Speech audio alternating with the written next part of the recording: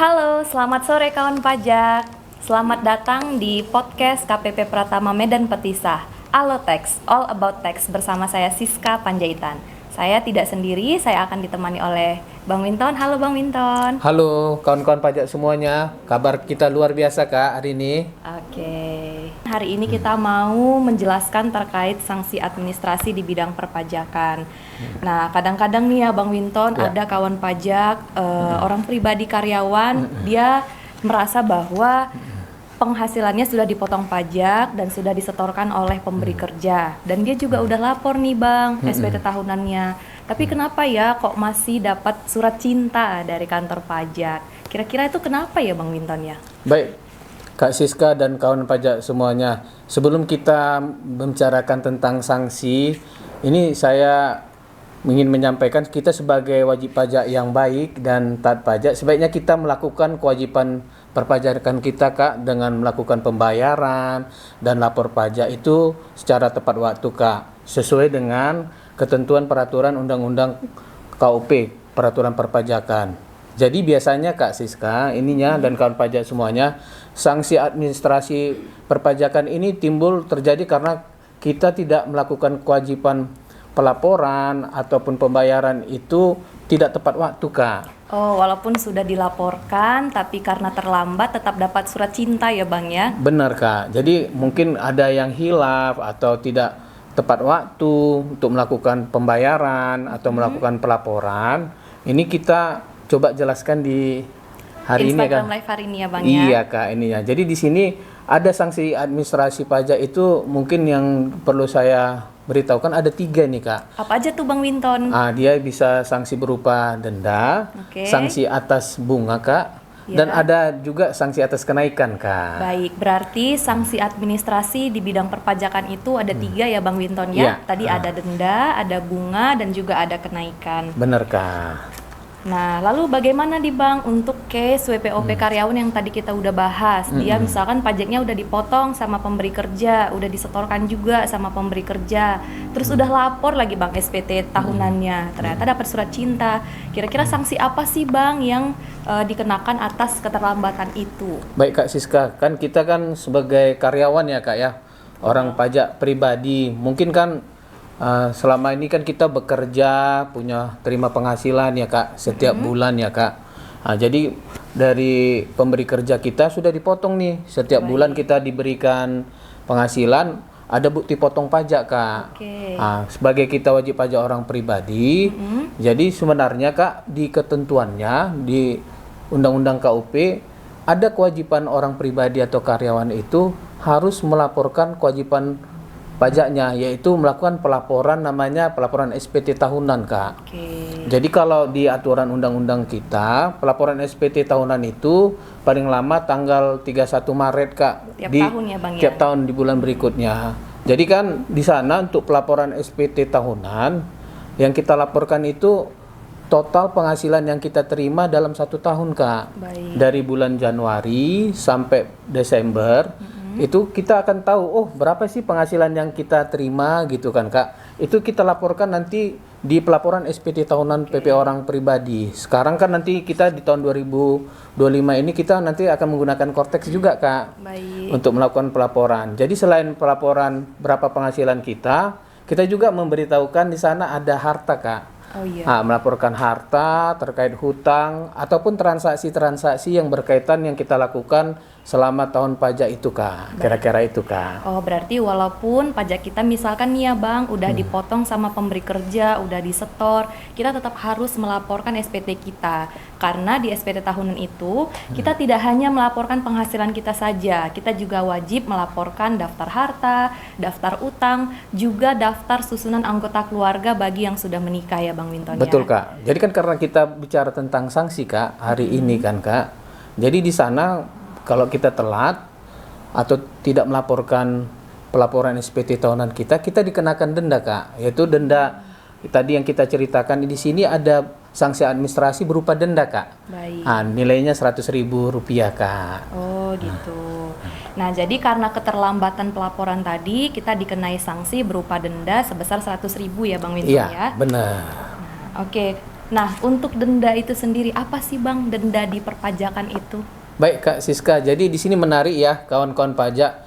Sanksi denda itu adalah sanksi yang dikenakan ya kepada wajib pajak yang tadi mungkin lalai melakukan pelanggaran dalam hal bisa dia lalai dalam melaporkan ataupun menyampaikan SPT pajaknya Kak. Baik. Jadi kan kalau kita berbicara tentang aturan di Undang-Undang KUP sebenarnya sudah diatur ini Kak. Oke. Tentang sanksi administrasi kalau kita lupa atau terlambat melaporkan SPT kita itu Kak. Jadi dia di undang-undang itu pasal 7 ayat 1 Undang-Undang KUP dinyatakan apabila wajib pajak lalai atau tidak menyampaikan SPT-nya, dia dikenakan sanksi berupa denda Kak. Oke. Jadi kan ini saya jelaskan Kak, apa-apa aja terkait sanksi yang dikenakan itu bisa terkait pertama Kak terlambat melaporkan, misalnya SPT tahunan untuk orang pribadi. Baik. Kita terlambat melaporkan, tadi jatuh temponya tanggal 31 Maret Kak. Kita lapornya 1 April, tetap itu- kena denda Bang?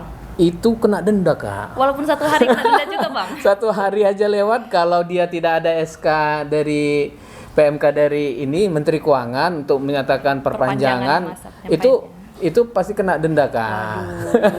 Jadi kan kalau untuk SPT tahunan bayangin Kak, untuk orang pribadi itu dendanya 100.000 Kak. Lumayan ya Bang ya? Lumayan Kak ininya. Makanya ya diharapkan untuk kawan-kawan pajak untuk melaporkan kewajiban SPT tahunannya tidak terlambat. Apalagi sekarang udah mudah Kak penggunaan online ya Bang? online menggunakan Cortex. Jadi untuk yang lebih ini untuk SPT tahunan PPh Badan Kak. Jadi untuk SPT tahunan PPh Badan itu dia kalau kita untuk batas waktu pelaporan itu di tanggal 30 April Kak. Beda sebulan sama yang orang pribadi Benar. ya Bang? Tanggal 30 April itu kalau kita terlambat tadi karena kita terlambat membuat laporan keuangan atau membuat laporan-laporan yang berkaitan perhitungan pajak lewat dari tanggal 30 April dendanya itu 1 juta Kak. Jauh lebih besar ya Bang? Benar, jauh lebih besar 1 juta ininya. Makanya harapan kita nanti para pemberi kerja ataupun bendahara di suatu perusahaan itu kalau bisa membuat laporan keuangan ya ini karena udah di akhir tahun ya segera membuat laporan keuangannya. Udah 4 bulan loh Kak dikasih kesempatan oleh DJP. oleh Direktorat Jenderal Pajak oleh undang-undang itu 4 bulan untuk kita bisa membuat laporan SPT badan Kak. Untuk pelaporan yang menarik lagi untuk SPT masa PPN ini Kak. Nah, kalau PPN berapa lagi tuh Bang ini- dendanya kalau terlambat lapor? Sebenarnya untuk membuat laporan PPN ini sekarang sebenarnya udah mudah Kak sebenarnya untuk membuat PPN apalagi untuk di Cortex ya Kak ya ininya. Jadi kalau untuk pelaporan PPN itu paling lama di tanggal akhir bulan di masa pajak akhir bulan berikutnya yaitu di tanggal 30 atau 31 melihat dari akhir bulan masa pajaknya Ya Kak. beda-beda ya Bang, misalnya kayak Februari tanggal 28 atau 29 Benar. berarti akhir misalkan nih SPT Januari dilaporkan paling lambat akhir bulan Februari. Nah, jadi dia tidak terpatok pada satu tanggal ya Tadi Bang satu Winton. artinya di masa pajak akhir bulannya Kak, berikutnya ya. Jadi kalau untuk SPT masa PPN Kak itu 500.000. Lumayan ya Bang ya. Iya, jadi untuk SPT masa lainnya seperti Bupot unifikasi pasal 22 atau 23 itu kan udah masuk Kak di unifikasi ya Kak. Kalau Atau terlambat berapa dendanya Bang? itu 100.000 Kak. Sama kayak terlambat denda menyampaikan SPT tahunan OP ya Bang ya. Benar. Jadi kalau untuk yang unifikasi paling lama itu biasanya Kak di tanggal 20 Kak di masa pajak bulan berikutnya Kak ini Oke, ya. baik. Berarti kalau sanksi administrasi berupa denda itu terkait keterlambatan atau tidak lapor SPT ya Bang ya? Iya, lebih cenderung dia kalau untuk denda sanksi itu tidak lapor atau telat Kak. Ya, terkait Iya, pelaporan berarti benar. ya. Iya Kak. Nah, tadi kita udah bahas nih Bang Winton terkait denda. Sekarang kita lanjut ke yang berikutnya, sanksi administrasi berupa bunga. Kira-kira apa sih Bang sanksi administrasi berupa bunga itu? Ya, menarik ini Kak. Jadi tadi kita udah membahas tentang denda, ada lagi ini sanksi atas bunga Kak. Baik. Jadi ini diatur juga di Undang-Undang KUP di pasal 8 dan pasal 9 Undang-Undang KUP itu terkait keterlambatan atas pembayaran atau penyetoran pajak Kak. Oh, berarti kalau denda terkait dengan keterlambatan pelaporan, sanksi bunga ini karena terlambat setor ya Bang Winton ya? Betul. Jadi ini biasanya Kak wajib pajak itu sudah diatur juga Kak karena dia melakukan pembetulan pajak contohnya Kak, itu bisa saja dia menjadi terlambat Kak untuk melakukan pembayaran pajak Kak. Oke. Jadi kan mungkin saya jelaskan mungkin Kak dengan teknis ya Kak, bagaimana sih pengenaan sanksi bunga ini? Iya. Ini biasanya itu dengan menggunakan perhitungan Kak. Oh, berarti dia tidak ditetapkan seperti denda ya Bang. Kalau denda tadi kan misal nih nggak lapor SPT tahunan PPHOP, ditetapkan dendanya 100.000. Ya. Kalau bunga ini nggak ada angka yang ditetapkan gitu ya Bang ya? Ya, jadi dia paling Kak ditetapkan berdasarkan dari tanggal jatuh tempo pembayaran sampai dengan tanggal pembayaran. Jadi dia nanti maksimal itu dikenakan paling lama 24 bulan Kak. Oke. Jadi serta bagian dari bulan itu dihitung 1 bulan penuh. Jadi di sana nanti ada namanya tarif bunga Kak per bulan. Tarif bunga per bulan ini biasanya ditetapkan oleh peraturan Menteri Keuangan Kak. Oh, jadi ada tarif bunga setiap bulan ya Bang ya? Ya, jadi untuk tarif bunga ini menarik Kak.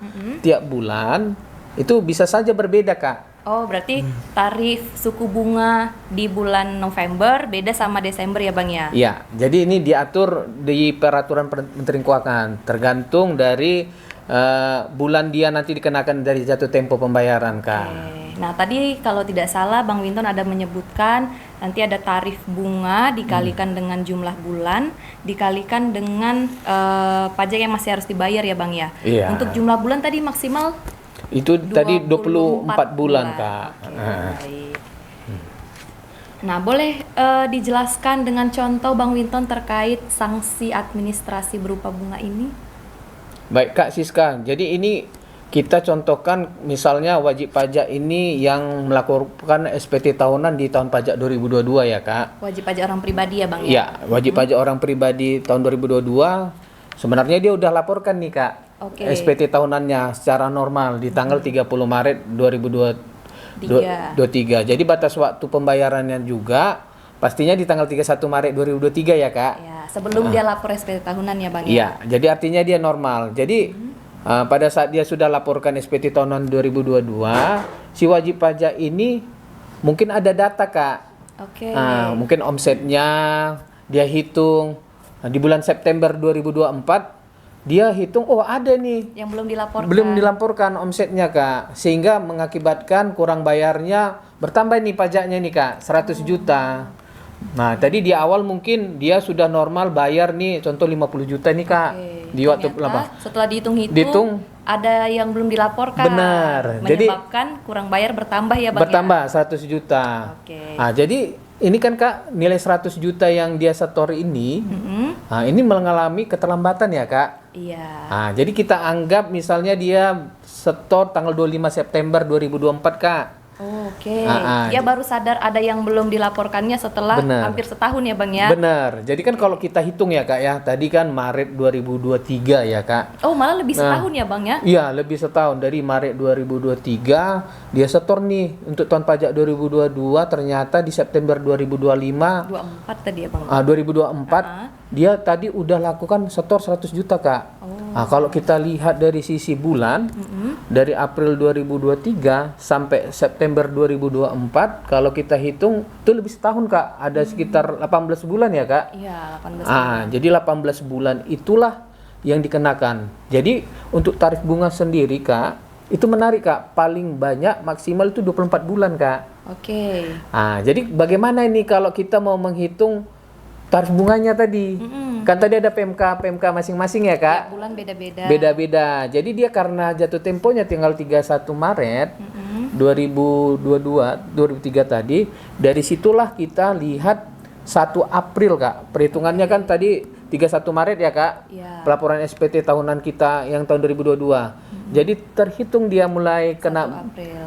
bunga itu 1 April 2023 Berarti sampai September 2024. Kak. Di sana ada 18 bulan. Jadi kalau kita mau tahu Kak untuk nilai kurs bunganya, kita searching ini Kak. Oke, kita menggunakan suku bunga di bulan yang mana Bang Winton? Dari bulan April sampai September itu kan ada 18 bulan. Bisa jadi ada 18 tarif. Iya. Nah, bulan yang mana kira-kira kita gunakan Jadi Bang? kita gunakan itu pada saat dia mulai jatuh tempo pembayaran Kak. Oke. Jadi itu di tanggal 1 April 2023. Jadi kalau kita searching di internet teman-teman pajak di tanggal 1 April itu Suku bunganya suku berapa? bunga berapa. Jadi itu biasanya itu di googling itu ada nih suku bunga atas dan pengenaan bunga pajak. Nah, kalau kita searching itu bisa contohnya di PMK 17 nih Kak. Nah, untuk yang tahun 2023 nanti langsung ketahuan itu Kak. Misalnya contohnya nilainya 0,99%. Nah, jadi kalau sanksi bunga itu nanti akan dihitung secara sistem di surat tagihan pajak Kak, berdasarkan jumlah bulan keterlambatan pajak, yaitu tadi 18 bulan, dikali dengan tarif bunga Kak. Tarif bunganya kita misalkan 0,99%, dikalikan dengan jumlah pajak yang kurang dibayar Kak. Oh, yang 100 juta tadi ya Bang? Benar, jadi dia nanti nilainya ya itu tadi 18 bulan, dikali 0,99%, dikali 100 juta, wah lumayan juga itu Kak surat berapa tuh ya Bang ya? Kalau hitung-hitung secara sistematis itu bisa sampai sekitar 17.800.000 gitu Pak, kira-kira lumayan juga Kak. Oh iya Bang, sorry saya potong. Ya. Di September dia kan hanya sampai tanggal 25 tuh dia baru sadar. Kan nggak 1 bulan, masa dihitungnya 1 bulan penuh sih Bang? Emang begitu ya Bang ketentuannya? Jadi dia hitungannya Kak untuk 1 bulan penuh itu Kak dia tetap dihitung Kak. Oh, walaupun nggak sampai 30 hari, tetap dihitung 1 bulan. Benar. Itu kan tadi tanggal 25 ya Kak. Kalau kita hitung dia kan hanya 20 hari ininya. Itu tetap dihitung 1 bulan. Berarti bagian dari bulan dihitung 1 bulan 1 ya Bang? bulan ini ya. Nah, gitu kira-kira kawan pajak. Nah, kalau saya mau rangkum ulang, tadi kita udah bahas terkait denda dan juga sanksi berupa bunga ya Bang ya. Kalau tadi denda itu terkait dengan keterlambatan atau tidak lapor, kalau sanksi administrasi berupa bunga ini karena terkait penyetoran ya Bang ya. Ya, dia terlambat setor pajak Kak ininya. Kan sayang banget ya Kak ya. Udah bayar tambah sanksi ya, kalau bisa jangan sampai kena surat tagihan deh ini. Nah, untuk menghitung bulannya ini Bang, Ya. apakah dihitung sampai dengan WP membayar kekurangan itu atau sampai dengan surat tagihan diterbitkan Bang Winton? Ya, jadi dia gini Kak Siska dan kan pajak ya. Wajib pajak itu jangan khawatir ya. Terkait surat tagihan pajak itu misalnya kok lama banget ya belum diterbitkan. Kan mungkin gitu ya Kak ya. Ini sudah hampir 1 tahun kok nggak keluar nih surat tagihan pajak. Padahal kita sudah lakukan pembetulan udah lama nih. Nah, jangan khawatir kawan pajak. Jadi perhitungan tadi untuk sanksi bunga itu tetap dia 18 bulan. Dia hitungannya saat mulai dari terhitungnya keterlambatan sampai dengan tanggal yang dibayarkan oleh wajib pajak Kak. Berarti bukan tanggal surat tagihan diterbitkan ya Bang? Bukan Kak. Dan itu dia maksimal juga 24 bulan ya kawan pajak ya. Oke. Nah, berarti walaupun surat tagihannya diterbitkannya tahun 2026 misalkan ya Bang, tetap dihitungnya sampai kapan si wajib pajak ini menyetorkan kekurangan bayarnya ya Bang? Betul sekali Kak. Oke. Nah, tadi kita udah bahas sanksi berupa denda, sanksi berupa bunga, sekarang sanksi yang ketiga Bang Winton, sanksi administrasi berupa kenaikan. Apa sih Bang sanksi berupa kenaikan ini? Ya, ini yang ketiga ya Kak Siska. Ini menarik, ini mungkin nggak semua kawan pajak tahu, tapi ini ada dia sanksi administrasi berupa kenaikan. Oke. Nah, jadi ini menarik Kak. Sanksi pajak atas kenaikan ini berupa sanksi karena wajib pajak itu melakukan pelanggaran biasanya Kak. Pelanggarannya apa itu Bang kira-kira? Nah, ini berkaitan dengan material ini Kak. Oh, boleh dijelaskan Bang pelanggaran ketentuan material itu seperti apa?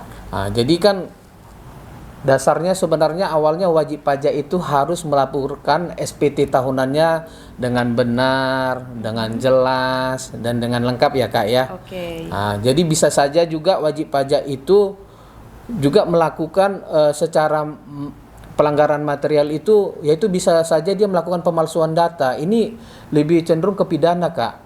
Ke pemeriksaan ada data-data yang tidak dilaporkan secara lengkap, melakukan pelaporan pemalsuan data atau manipulasi pendapatan, seperti dia tidak mengungkapkan secara seluruhnya, nggak benar. Berarti gitu dia Kak. ada unsur kesengajaan di situ ya Bang ya? Iya, jadi di sini pun Kak, untuk ke sistem material ini juga diatur secara ini, atas kenaikan ini ada diatur di Undang-Undang KUP itu sendiri Kak. Oke. Nah, dia di pasal 13 ayat 3 ini yang berkaitan dengan transaksi PPN dan PPNBM yang kurang bayar itu, dia bisa dikenakan sanksinya sebesar 75% Kak.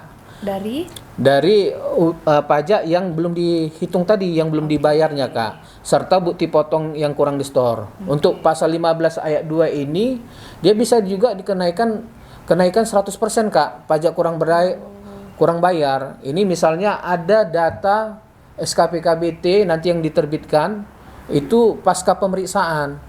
Nah, jadi ini lebih singkatnya, ini biasanya WP-WP yang diperiksa Kak.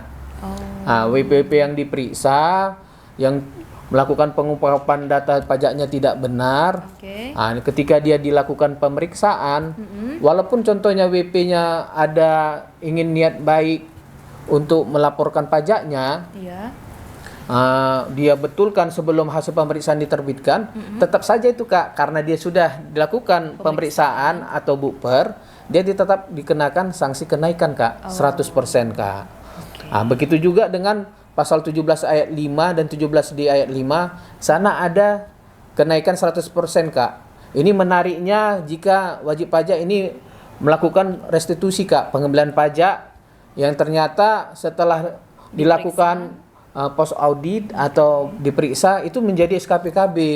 Nah, ini atas pengembalian pajak itu atau pengembalian pendul yang dilakukan oleh wajib pajak itu bisa dikenakan sanksi kenaikan ya Bang ya. Sanksi berupa kenaikan Kak, 100% Kak.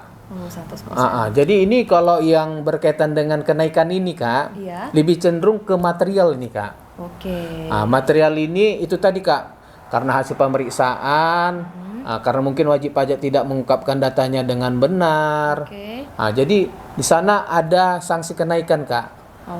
Jadi kita harapkan juga ya wajib pajak, semua kawan-kawan pajak ini melaporkan pajaknya itu dengan benar, dengan jelas dan lengkap Kak. Ya begitu ya kawan pajak, karena setelah kita melaporkan SPT kita ada penelitian lebih lanjut ya Bang. Ada pengawasan oleh AR atau mungkin nanti ada pemeriksaan ya Bang. Benar. Atau Bang Winton ada contoh lain terkait kenaikan ini? Kenaikan ini yang paling sering itu ke pemeriksaan ya Kak, ataupun yang paling sering itu berkaitan dengan material Kak. Jadi ada data-data yang belum diungkap. Data itulah yang menjadi perhitungan nanti Kak di pemeriksaan. Atau dari sisi pengembalian pendahuluan ataupun restitusi, ada post audit nanti yang dilakukan oleh pemeriksa. Jadi kalau misalnya nanti ya dari nilai itu yang dikembalikan itu ternyata ada koreksi ya Kak, itu nanti akan ditagih kembali Kak dalam bentuk SKPKB Kak. Misalnya nih Bang, dia ada mengajukan pengembalian pendahuluan, pengembalian pendahuluannya diterima, dikembalikan uangnya, ternyata setelah dikembalikan dilakukan nih post audit. Benar. Ternyata ada nih ditemukan bahwasannya nggak seharusnya pajak masukannya dikreditkan sama dia. Nah, yang awalnya di SPT-nya dia lebih bayar 100 juta, ternyata nggak 100 juta, lebih bayarnya hanya 80. Nah, atas 20 juta yang sudah dikembalikan ini berarti ditagih lagi ya Bang ya? Ditagih lagi 20 juta dan nanti akan ada sanksi kenaikan Kak. 100%. Waduh, jadi hati-hati bagi kawan pajak yang memang mau mengajukan pengembalian pendahuluan ya Bang ya. Jika memang sudah yakin, nggak apa-apa ajukan aja karena itu hak wajib pajak ya Bang. Nah, kira-kira begitu wajib pajak terkait dengan sanksi administrasi tadi ya Bang ya. Ada denda, ada bunga, ada kenaikan. Nah, satu nih Bang, pertanyaan saya dan mungkin pertanyaan kawan pajak sekalian. Kenapa sih Bang Winton harus ada sanksi? Iya Kak, jadi ini Kak kembali lagi ke filosofi pajak ya Kak ya. Jadi kenapa harus ada sanksi? Jadi filosofi pajak itu dari sisi pengertian hukum Kak, dari pajak itu sendiri yaitu merupakan kontribusi wajib Kak kepada negara yang terutang oleh baik itu orang pribadi ataupun badan yang bersifat memaksa berdasarkan undang-undang. Oke. Jadi dia uang pajak itu tidak mendapatkan imbalan prestasi secara langsung, namun uang pajak itu nanti akan digunakan sebesar-besarnya untuk kemakmuran rakyat. Jadi mengapa harus ada sanksi, Kak? Disitulah karena pengertian pajak itu tadi, pajak itu merupakan kontribusi wajib, Kak, kepada wajib pajak. Makanya, Kak, kalau nanti ada wajib pajak yang seharusnya secara wajib pajak ini sudah memenuhi syarat subjektif ataupun objektif, dia tidak melakukan pembayaran pajak, maka dia harus dikenakan sanksi, Kak. Karena sifatnya itu wajib ya, Bang ya. Iya, jadi saya juga ingin mau mengutip ini, Kak, dari pakar ekonomi juga, Kak, dari Pak Profesor Mardiasmo. Jadi menurut beliau itu, Kak, sanksi pajak itu adalah untuk jaminan ketentuan peraturan perundang-undangan kita, Kak, atau norma perpajakan kita, agar setiap wajib pajak yang telah memenuhi kewajiban perpajakannya dapat dilakukan secara benar, Kak. Dengan kata lain, sanksi perpajakan ini merupakan alat untuk pencegahan, untuk preventif kita agar wajib pajak tidak melanggar aturan yang sudah ada, Kak. Berarti sanksi ini sebenarnya hanya alat ya, Bang ya, Benar. sebagai alat agar wajib pajak itu menjalankan atau melaksanakan kewajiban perpajakannya sesuai dengan peraturan perundang-undangan. Iya. Baik Bang Winton, sangat jelas sekali pemaparannya hari ini terkait dengan sanksi administrasi. Saya coba rangkumkan ulang. Sanksi administrasi di bidang perpajakan itu ada 3. Yang pertama ada tadi denda, ada bunga, dan juga ada kenaikan. Nah, kalau denda itu terkait dengan pelaporan, kalau bunga itu terkait dengan penyetoran, kenaikan itu terkait dengan pelanggaran material tadi ya. Betul, Bang ya. Kak.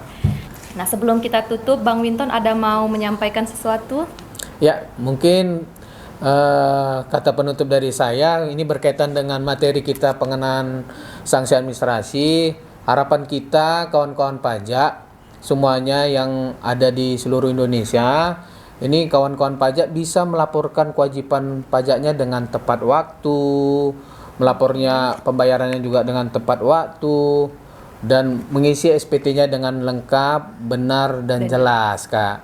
Supaya kita tadi terhindar dari sanksi administrasi berupa telat lapor berupa denda, telat setor itu berupa bunga, kalau dia berkaitan dengan material itu berupa kenaikan, Kak, supaya kita terhindar dari pengenaan sanksi. Nah, harapan kita kawan-kawan pajak sudah bisa melaporkan SPT tahunannya dengan benar, pergunakan aplikasi Cortex ya, Kak. Sekarang kita juga menginginkan wajib pajak itu melakukan aktivasi akun Cortex juga, Kak. Nah, sangat mudah, nanti menggunakan KTP, cocokkan data emailnya, cocokkan data nomor handphonenya. Kalaupun nanti tetap kesulitan, bisa datang ke kantor pelayanan pajak dimanapun berada, Kak, untuk pengaktifan akun Cortex-nya, Kak. Iya. Ada lagi, Bang? Itu saja? Iya, mungkin itu aja, Kak, yang bisa saya sampaikan, Kak, untuk hari ini, Kak. Baik, terima kasih Bang Winton untuk pemaparan yang sangat komprehensif dan sangat jelas tadi. Semoga setiap hal yang Bang Winton paparkan itu boleh bermanfaat bagi wajib pajak sekalian. Nah, kepada kawan pajak kami mau mengucapkan terima kasih juga atas pemenuhan kewajiban perpajakan sehingga terhindar dari pengenaan sanksi pajak. Kami juga mau mengingatkan bagi kawan pajak yang belum melakukan aktivasi akun Cortex, ayo segera aktivasi akun Cortex sebelum 1 Januari 2026. Nah, akhir kata kami mengucapkan terima kasih dan kami memohon maaf apabila ada kata yang salah atau yang kurang berkenan. Saya Siska dan Bang Winton mengucapkan terima kasih. Sampai jumpa di episode berikutnya.